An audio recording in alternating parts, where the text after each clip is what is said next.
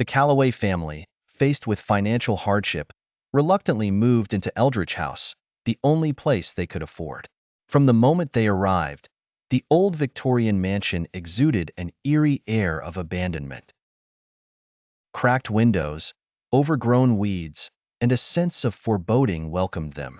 Despite their best efforts to settle in, the atmosphere grew increasingly oppressive as night fell.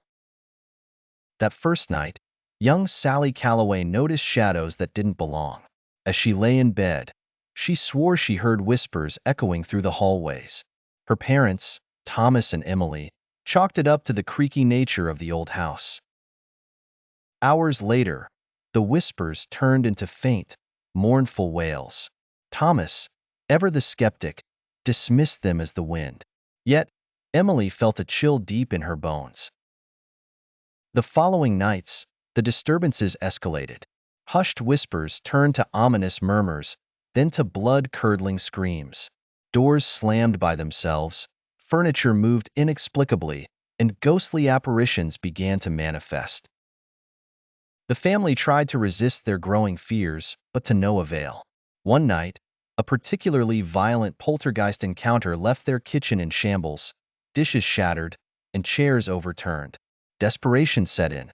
Sleep became an impossible feat. In his quest for answers, Thomas unearthed a sinister history about Eldritch House. Built in the late 1800s, the mansion had been the site of a gruesome string of murders and had lain abandoned ever since. The spirits of the victims, it seemed, had made Eldritch House their eternal home. He discovered an old drawing of the house in the attic, with markings indicating the locations of each unfortunate soul's demise.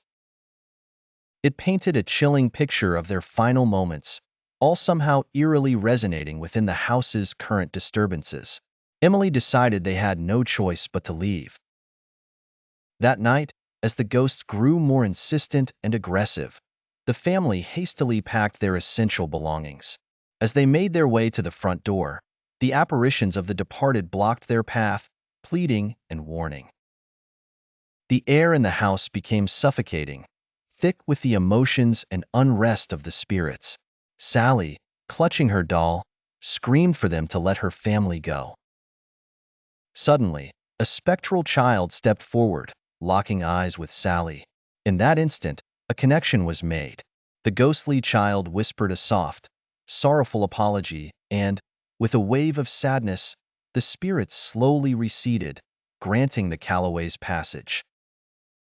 Trembling and shaken, the family fled Eldritch House, never to return.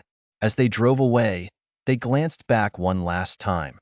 The mansion stood ominously against the skyline, an eternal monument to its haunted past.